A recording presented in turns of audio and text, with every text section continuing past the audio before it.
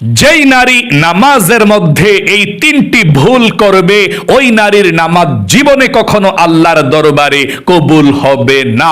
সাবধান মহিলা মা ও বোনেরা, আপনারা অনেকে আছেন নামাজ পড়েন 5 ওয়াক্ত তাহাজ্জুদের নামাজ সহকারে, কিন্তু আপনাদের নামাজের মধ্যে তিনটি ভুল করে থাকেন মনের অজান্তে, আপনারা সেগুলো জানেন না। তার কারণে আপনি কষ্ট করে নামাজ পড়ছেন কিন্তু আপনার নামাজ আল্লাহর দরবারে কবুল হয় না।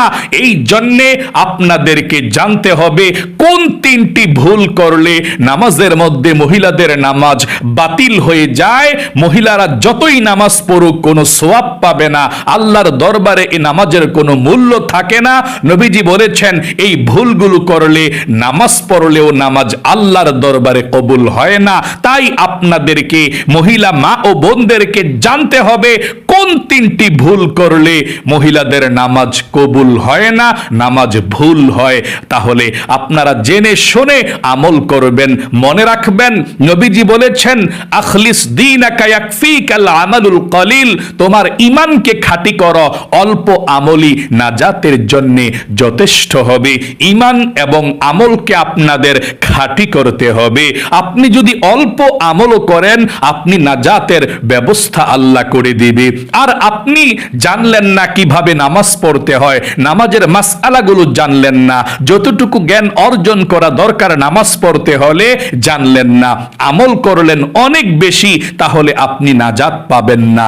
না জেনে শুনে ভুল করে আমল করলে কোনো লাভ হবে না। এই জন্যে তলাবুল ইলমি ফারিদাতুন আলা কুল্লি মুসলিম, যতটুকু জ্ঞান অর্জন করলে নামাজ পড়তে পারবেন, ভুল হবে না, ততটুকু জ্ঞান অর্জন করতে হবে। কিন্তু এই তিনটি ভুল মহিলা মা ও বোনেরা নামাজের মধ্যে সাধারণ বিষয় মনে করে থাকে। এই ভুলগুলো কমন ভুলগুলো করে থাকে, গুরুত্ব দেয় না, যার কারণে নবীজি বলেছেন নামাজ কবুল হবে না আল্লাহর দরবারে।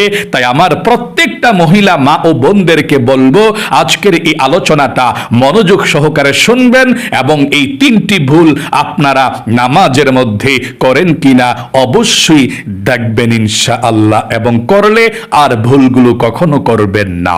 প্রিয় দিনী মহিলা মা ও বোনেরা, আপনারা পুরুষদের থেকেও বেশি ইবাদত করেন, নামাজ পড়েন বেশি মহিলা মা ও বোনেরা, এবং নফল রোজাও কিন্তু আপনারা রাখেন বেশি, জিকির আজকারও বেশি করেন, অনেক ভালো। নবীজি বলেছেন আপনাদের দাম আল্লাহর কাছে অনেক অনেক বেশি। আল্লাহর নবীজি বলেছেন আদ-দুনিয়া কুল্লুহা মাতা ওয়া খায়রুল মাতাঈদ দুনিয়া ইমরাআতু সালিহা, দুনিয়ার মধ্যে আল্লাহ যা কিছু সৃষ্টি করেছেন প্রত্যেকটা হচ্ছে আল্লাহর নেয়ামত, আর সারা পৃথিবীর মধ্যে যত নেয়ামত আছে সব থেকে শ্রেষ্ঠ নেয়ামত, দামি নেয়ামত হচ্ছে একজন নেককার স্ত্রী, নেককার আল্লাহর বান্দি। আল্লাহু আকবার। নেককার একজন মহিলার দাম আল্লাহর কাছে অনেক অনেক অনেক বেশি। নেককার একজন আল্লাহর বান্দি, নামাজওয়ালা, কোরআন শরীফ পড়ে, জিকির করে, কোরআন তালাওয়াত করে, ভালো কাজ করে, পর্দায় থাকে, ওই মহিলা মা ও বোনদের দাম আল্লাহর কাছে পৃথিবীর সব নিয়ামত থেকে শ্রেষ্ঠ, দামি একজন হয়ে যায় আল্লাহর কাছে। আল্লাহু আকবার। এই জন্যে মহিলা মা ও বোনেরা নামাজ পড়বেন, নামাজ পড়েন অবশ্যই ভালো কাজ, নামাজ পড়বেন, কখনো নামাজের মধ্যে অবহেলা করবেন না।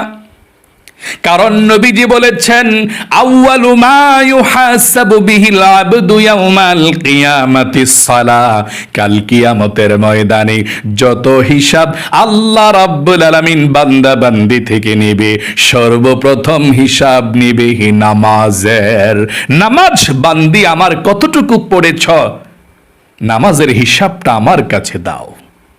সর্বপ্রথম আপনার হিসাব আমার হিসাব নিবে নামাজের। এই জন্য নামাজ অবশ্যই পড়তে হবে সঠিকভাবে। এবং নবীজি বলেছেন মিফতাহুল জান্নাতিস সালাহ, এবং বেহেশতের চাবি হচ্ছে নামাজ। যদি আপনি নামাজ না পড়েন বেহেশতের চাবিও পাবেন না, বেহেশতের গেটের তালাও খুলতে পারবেন না। নামাজ ছাড়া আল্লাহকে আপনি খুশি করতে পারবেন না। তাহলে নামাজ বড় একটি ইবাদত। আমার অনেক মহিলা মা ও বোনেরা নামাজের মধ্যে এই তিনটি ভুল করে থাকেন। আমি ভুলগুলোর কথা বলে দিচ্ছি, মনোযোগ সহকারে শুনবেন। এক নাম্বারে যেই ভুলটা আমার মহিলা মা ও বোনরা অনেকেই করে থাকে, জানি না আপনি করে থাকেন কিনা। যদি করেন আজ থেকে আল্লাহর কাছে ক্ষমা চাইবেন, মাপ চাইবেন যে আল্লাহ আমি আর এই ভুলটা করব না। এই ভুলটা করলে আপনার নামাজ জীবনেও আল্লাহর দরবারে কবুল হবে না। আর সেই এক নাম্বার যেই ভুলটা, আর সেই ভুলটা হলো অনেক মহিলা মা ও বোনেরা নামাজ পড়ে ওড়নার ভিতর দিয়ে এভাবে চুল বের হয়ে থাকে। আপনি হিজাব পরেছেন, ওড়না পরেছেন, আপনার চুলগুলো যাতে একটাও বের না হয়। যদি আপনি ওড়না হিজাব পরার পরেও আপনার চুল এভাবে বের হয়ে থাকে, তাহলে আপনার নামাজ হবে না।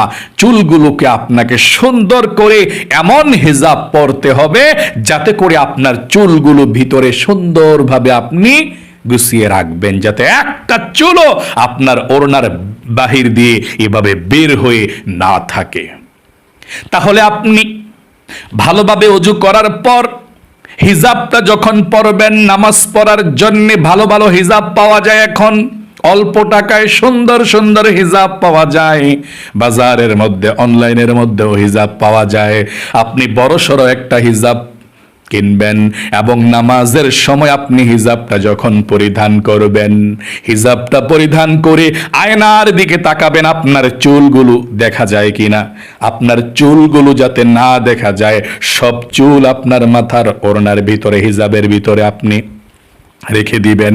কপালের দিক দিয়ে অথবা এদিক দিয়ে একটা চুলও যাতে বের না হয়, আপনার একটা চুল যাতে বের না হয়। আশা করি এক নাম্বার ভুলটা বুঝতে পেরেছেন। অনেক মহিলা মা ও বোনেরা সাধারণ বিষয় মনে করে এভাবে ছেড়ে দেয় বিষয়টাকে, চুল বের হয়ে থাকে, কোনো কিছুই মনে করে না, জানে না চুল যদি বের হয়ে থাকে নামাজ পড়লে নামাজ কবুল হয় না। দুই নাম্বার যেই ভুলটা অনেক মহিলা মা ও বোনেরা করে থাকে, আর সেই ভুলটা হলো অনেক মহিলারা শাড়ি কাপড় পরিধান করে নামাজ পড়ে। শাড়ি কাপড় পরিধান করে যদি আপনারা মহিলা মা ও বোনেরা নামাজ পড়েন, তাহলে আপনার পর্দা ঠিক মতো হয় না। শাড়ি কাপড় পরলে কিন্তু আপনার পেট এবং পিঠ দেখা যাবে। শাড়ি কাপড় পরলে আপনার সতর কিন্তু সুন্দর করে ঢেকে নামাজ পড়া যায় না। মনে রাখবেন, নামাজের মধ্যে সতর ঢাকা হচ্ছে ফরজ। এই দুই হাতের কবজি আর আপনার কপাল মানে মুখ এভাবে, আর পায়ের পাতা খোলা থাকবে। আপনার মুখ আর হাতের কবজি, দুই হাতের কবজি আর পায়ের পাতা খোলা থাকবে। এছাড়া আপনার সব আপনি ঢেকে রাখতে হবে। যদি আপনি শাড়ি কাপড় পরিধান করে নামাজ পড়েন, আমার অনেক মা চাচিরা দেখা যায় আগের তারা শাড়ি কাপড় পরিধান করে, সব সময় কাপড় পরিধান করে, তো অভ্যাস কাপড় পরিধান করেই নামাজ পড়ে। কিন্তু কাপড় পরিধান করে নামাজ পড়লে আপনার হাতের এদিক দিয়ে সেজদায় গেলে এদিক দিয়ে দেখা যাবে, তারপর এদিক দিয়ে পেট এবং পিঠ বের হয়ে থাকে। এগুলো দেখা যায়, শরীরের গুরুত্বপূর্ণ অংশগুলো ঢেকে নামাজ পড়া জরুরি, এগুলো বের হয়ে থাকে। আপনার নামাজ তো কবুল হবে না। এই জন্যে আমার মহিলা মা ও বোন আপনাদেরকে বলবো, শাড়ি কাপড় পরে আপনার অভ্যাস পড়তে পারেন, কিন্তু শাড়ি কাপড় পরেও নামাজ পড়া যায়। তবে একটা হিজাব আপনি পরিধান করবেন নামাজ পড়ার শুরুতে। নামাজ যখন পড়বেন এর আগে ওযু করে আপনি হিজাবটা পরবেন। হিজাবটা লম্বা, যাতে করে আপনার শরীরটা একেবারে ঢেকে থাকে, যাতে শরীরের কোনো অংশ বের না হয়ে থাকে, না দেখা যায়। এই জন্যে শাড়ি কাপড় পরে নামাজ পড়লে শুধু হবে না, তবে হিজাব যদি হয়, শাড়ি কাপড়ের উপরে হিজাবটা লম্বা, হিজাব সুন্দর করে পরে আবৃত করে তারপরে আপনি নামাজ পড়বেন। ইনশাআল্লাহ আপনার নামাজ হবে, আল্লাহ কবুল করবে। আশা করি বুঝতে পেরেছেন। দুই নাম্বারে আপনাদের শাড়ি কাপড় পরিধান করে শুধু নামাজ পড়লে হবে না, শাড়ি কাপড়ের উপরে আপনি অবশ্যই লম্বা হিজাব পরিধান করতে হবে, যাতে করে আপনার শরীরটা সুন্দর করে হিজাবের ভিতরে ঢেকে থাকে, দেখা না যায়। 3 নম্বরে যেই ভুলটা অনেক মহিলা মা ও বোনেরা করে থাকেন, আপনার স্বামীর সঙ্গে ঝগড়া ফাসাদ লেগে যদি আপনি নামাজ পড়েন, আপনার নামাজ কিন্তু আল্লাহর দরবারে কবুল হবে না। মনে করেন স্বামী স্ত্রী ঝগড়া লাগতেই পারেন, আপনারা মানে একটু বাঁচতেই পারে, যে কোনো কারণে বাঁচতেই পারে, কিন্তু এটা যদি আপনার কারণে হয়, দেখা যায় যে আপনার স্বামীর বেচারার কোনো দোষ নাই, আপনি শুধু শুধু তাকে কষ্ট দিচ্ছেন, আপনি তাকে বকাঝকা করছেন, কষ্ট দিচ্ছেন, জ্বালাচ্ছেন, আপনার দ্বারাতে যদি সে কষ্ট পায়, আপনি যদি ওর কাছে ক্ষমা না চান আর এভাবে আপনি নামাজ পড়েন, তাহলে আপনার নামাজ আল্লাহর দরবারে কবুল হবে না, এবং স্বামীর মনের মধ্যে আঘাত দিয়ে যদি আপনি মারা যান, তাহলে আপনি জান্নাতে যেতে পারবেন না এই নামাজ পড়ে। এখন বলতে পারেন, হুজুর স্বামীও তো খারাপ স্বামী, মানে বকাঝকা করে, খারাপ ব্যবহার করে, তাহলে কি তাকে কিছু বলা যাবে না? অবশ্যই। আপনার স্বামী যদি আপনাকে বকাঝকা করে, আপনি বলতে পারেন, বকাঝকা কেন করো তুমি, করতে পারবে না বকাঝকা, অবশ্যই আপনি বলতে পারেন, ভালো কথা বলবেন। কিন্তু যদি আপনার স্বামী খারাপ ব্যবহারই করে, অনেকের স্বামী দেখা যায় খারাপ ব্যবহার করে, আপনি বলতে পারেন, তখন যদি আপনার স্বামী কষ্ট পায়, কিছু করার নাই, কারণ আপনি কষ্ট দিতে চাচ্ছেন না, উচিত কথা বলছেন, ভালো কথা। কিন্তু আপনার স্বামী যদি ভালো হয়, অনেক মহিলা মা ও বোনদের স্বামী অনেক ভালো, তারপরেও মহিলারা কষ্ট দেয় শুধু শুধু স্বামীকে, কথার দ্বারায় কাজের দ্বারায় অনেক বেশি কষ্ট দেয়, স্বামীর সঙ্গে কথা বলে না। যদি আপনার স্বামীর সঙ্গে আপনি কথা না বলেন, ইচ্ছাকৃতভাবে আপনি ঝগড়া লেগেছেন, আপনি কথা বলছেন না, আপনার স্বামীর কোনো দোষ নাই, আপনি কোনো কথা বলছেন না, সম্পর্ক বিচ্ছিন্নের মতো করে দিয়েছেন, দুই বিছানায় দুইজনে ঘুমাচ্ছেন, আর আপনি ওই রকম ভাবে ওই সময় নামাজ আদায় করছেন, আপনার নামাজ হবে না। স্বামীর মনে কষ্ট দিলে নামাজ তো দূরের কথা, আল্লাহর জান্নাতের মধ্যেও যেতে পারবেন না। তবে খবরদার, স্বামী কিন্তু স্বামীর মতো হতে হবে। অনেক স্বামী আছে নেশাখোর, অনেক স্বামী আছে লম্পট বাজে অভ্যাস, ওই স্বামীকে উচিত কথা বলতে হবে, এবং ওই স্বামীর ব্যাপারে স্ত্রী তো শাসন করবেই, অবশ্যই করতে হবে। সব স্বামী তো আর একরকম হয় না, শুধুমাত্র স্বামীদেরই পাওয়ার, স্বামীদেরই সম্মান করতে হবে, স্ত্রীকেও স্বামী সম্মান করতে হবে। আম্মাজান হযরত আয়েশা রাদিয়াল্লাহু তাআলা আনহা বলেছেন, আল্লাহর নবীজি যখন অসুস্থ হয়ে যেতেন, আমি তিনার পা মোবারকগুলো টিপে দিতাম, মেসেজ করে দিতাম। আবার আমি আয়েশা যখন অসুস্থ হয়ে যেতাম, বিশ্ব নবীজির হাত দিয়ে আমার আয়েশার পাগুলোকেও নবীজি টিপে দিতেন, মেসেজ করে দিতেন।